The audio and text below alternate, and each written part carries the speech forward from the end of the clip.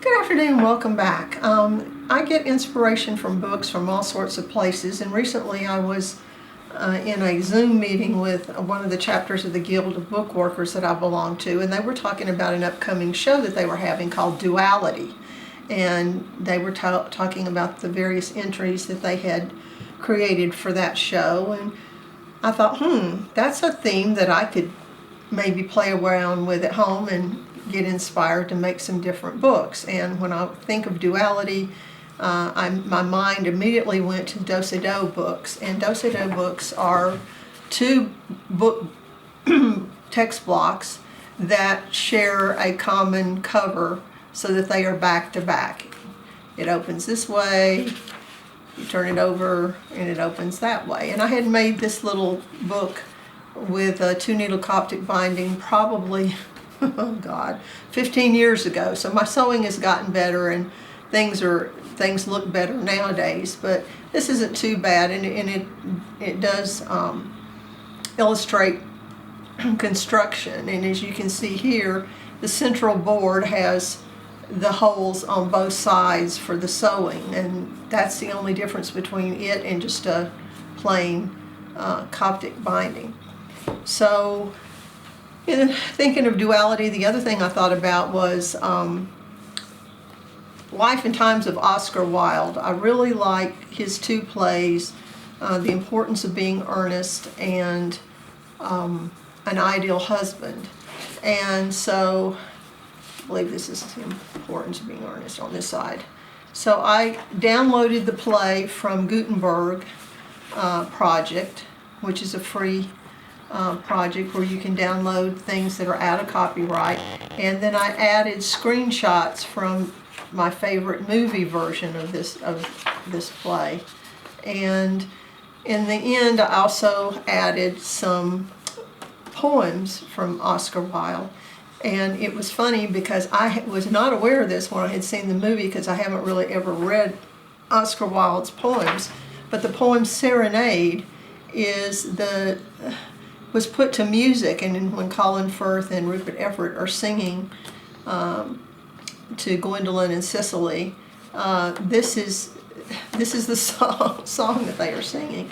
And then the other side is An Ideal Husband, and once again I downloaded this from Gutenberg, and I included some items from my movie version that I particularly like.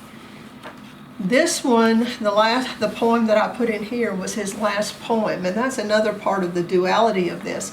At the height of his career, when both of these plays were very popular in London, was when he was arrested for indecency and sentenced to a couple of years in prison. And this is the poem that he wrote in here.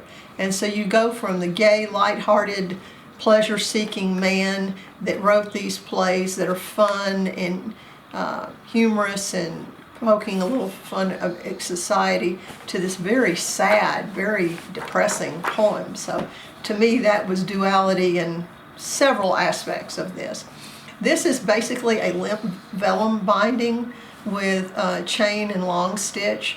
I have done limp vellum. The vellum is here. I just covered it. It was not a great piece of vellum. It had a bunch of defects, so I covered it with Japanese paper.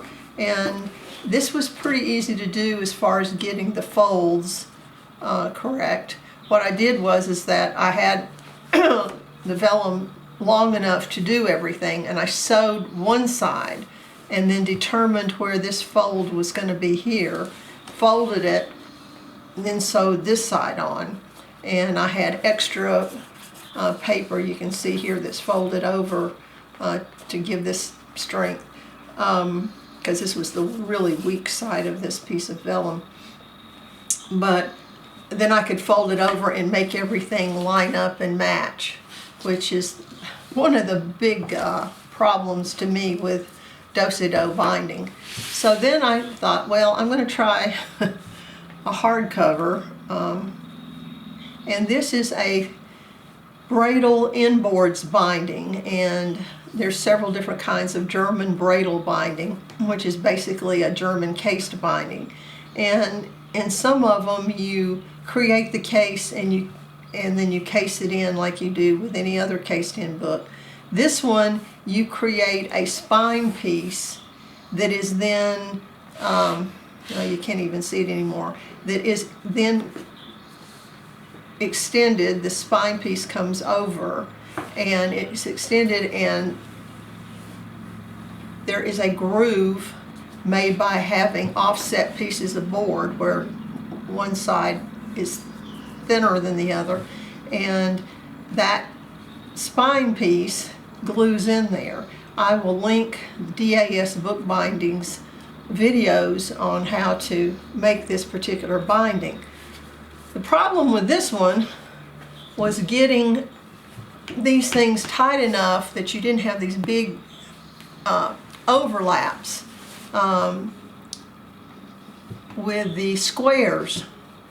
And what I finally determined that worked best for me, and there was a lot of trial and error in this, is that I did the cover here like you normally would, only with a little bit narrower. I think you can see here, this is only a 2mm square, where usually I use 3mm squares.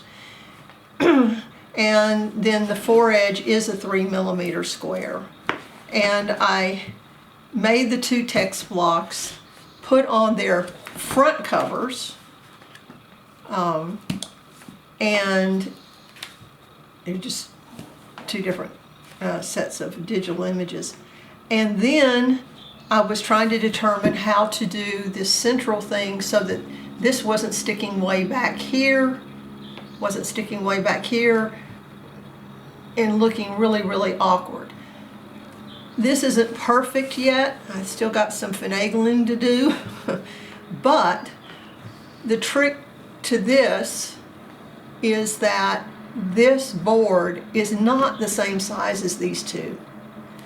If it is the same size, this whole thing separates, and like I said, it just gets real awkward looking.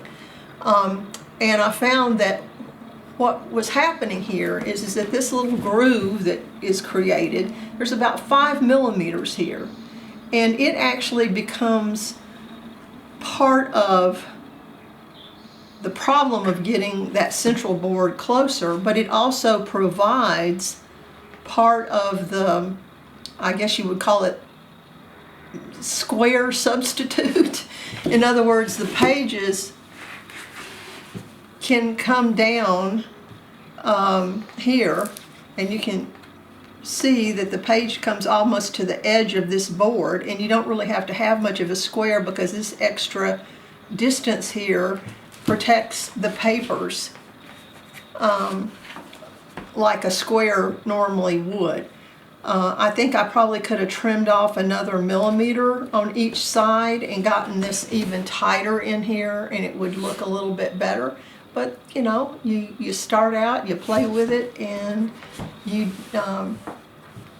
get better with time. So do-si-do is a kind of a fun little thing to do. I think the Coptic version or the Limp binding versions are easier to navigate, but it is a fun project, and sometime you might want to just experiment with it on your own.